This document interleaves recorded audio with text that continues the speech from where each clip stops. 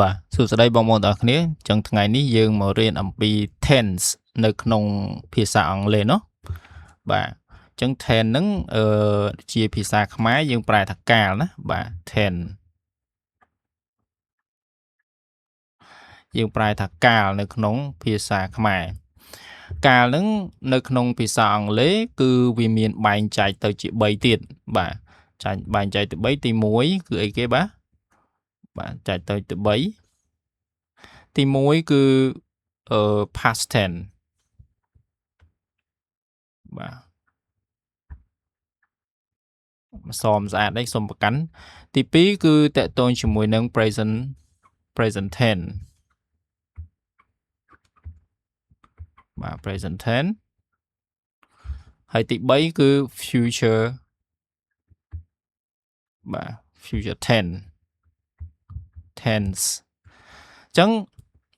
នៅក្នុងចំណោមទាំង3នេះគឺយើងរៀនពី present tense មុនគេបាទ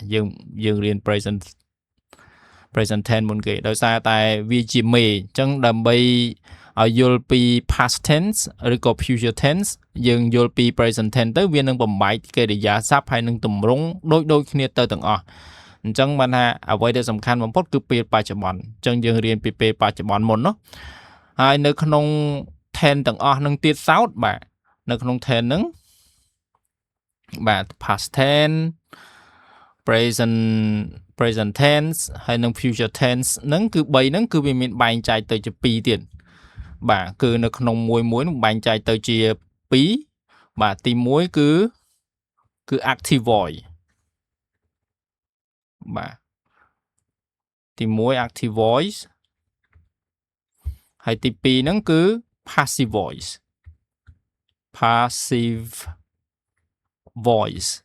បាទactive voice នេះប្រែថា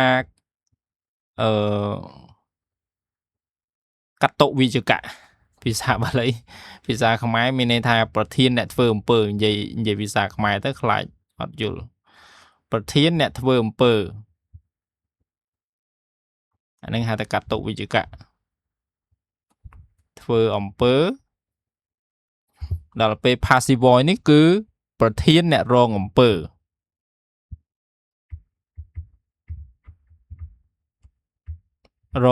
មានន័យថាគេអ្នកធ្វើដាក់ប្រធាន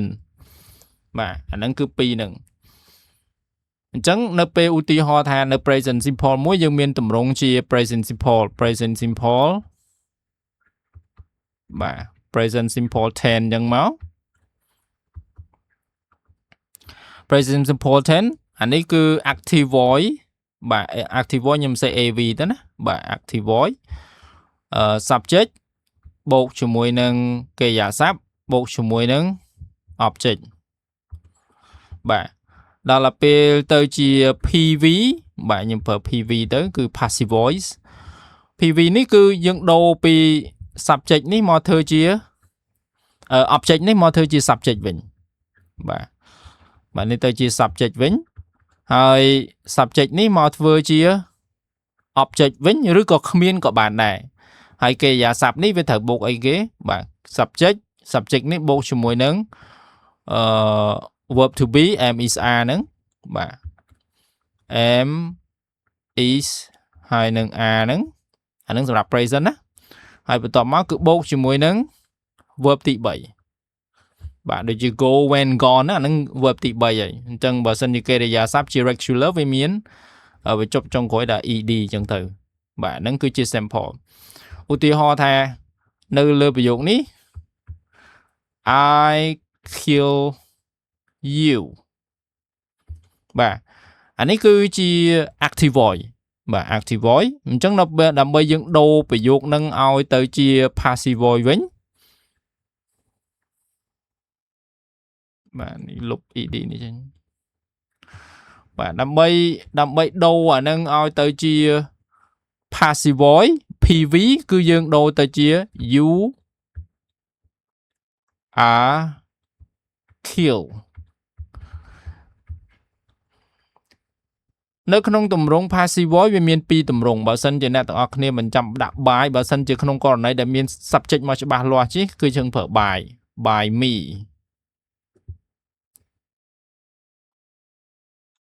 បាទ by me អានេះគឺដូរ subject មកអញ្ចឹង subject មកជាកិរិយាសព្ទដែលជាអ្នកធ្វើអំពើហ្នឹងនៅខាងក្រោយវិញ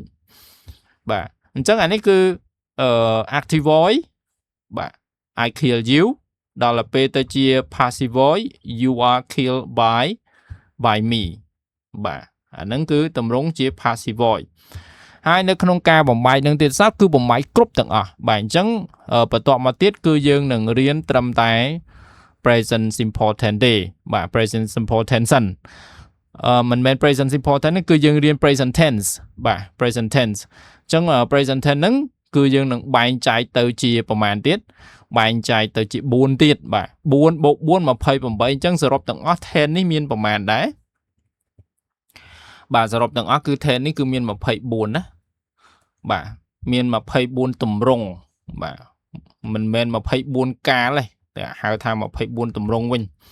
ដោយសារតែ12វាជាactive voice ហើយ12ទៀតវាគឺជា passive voice អា voice នេះមិនមែនសំឡេងអាហ្នឹង